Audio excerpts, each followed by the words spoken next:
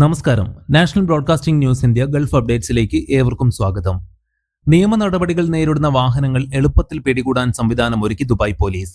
പൊതു പാർക്കിംഗ് കമ്പനിയായ പാർക്കിനുമായി ചേർന്നാണ് ദുബായ് പോലീസ് പുതിയ പദ്ധതി നടപ്പിലാക്കുന്നത്.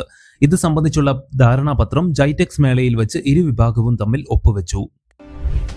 ടാക്സി സേവനങ്ങൾക്ക് സർക്കാർ നിശ്ചയിച്ച നിരക്കിൽ മാറ്റം വരുത്തുന്നവർക്കെതിരെ കർശന നടപടി സ്വീകരിക്കുമെന്ന് അധികൃതർ. ഇത് സംബന്ധിച്ച് അറിയിപ്പ് ടാക്സി ആപ്പ് ഓപ്പറേറ്റർമാർക്ക് നൽകിയതായി ഒമാൻ ഗതാഗത വകുപ്പ് അറിയിച്ചു. ഔദ്യോഗികമായി നിശ്ചയിച്ച ടാക്സി നിരക്കുകൾ മാത്രമേ ഈടാക്കാൻ പാടുള്ളൂ എന്നും അധികൃതർ വ്യക്തമാക്കി. ശൈത്യകാലം എത്തിയതോടെ മരുഭൂമിയിലേക്ക് ക്യാമ്പിങ്ങിന് പോകുന്നവരുടെ എണ്ണത്തിൽ വൻ വർധനവ് വന്നിട്ടുണ്ട്. പൊതുസുരക്ഷയും പരിസ്ഥിതി സംരക്ഷണവും ഉറപ്പാക്കാൻ കർശന നടപടികളാണ് ഇത്തവണയും അധികൃതർ ഒരുക്കിയിരിക്കുന്നത്. നിയമങ്ങൾ ലംഘിച്ച് ക്യാമ്പ് ചെയ്യുന്നവർക്ക് കനത്ത പിഴ ഈടാക്കുമെന്ന് ഷാർജ പോലീസ് മുന്നറിയിപ്പ് നൽകിയിട്ടുണ്ട്. അനുമതിയില്ലാത്ത സ്ഥലങ്ങളിൽ ക്യാമ്പ് ചെയ്താൽ 2000 ദിർഹമാണ് പിഴയായി ചുമത്തുക. കുറ്റം വീണ്ടും ആവർത്തിച്ചാൽ പിഴ ഇരട്ടിയാകും.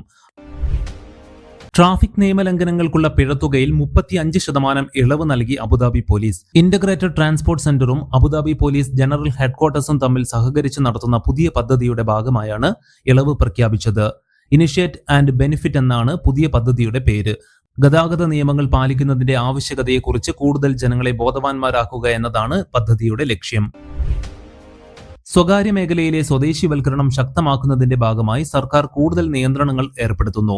ഒരു തസ്തികയിലേക്ക് നിയമനം നടത്തും മുൻപ് യോഗ്യരായ സ്വദേശികൾ ഉണ്ടോ എന്ന് തൊഴിൽ മന്ത്രാലയം പരിശോധിക്കണം.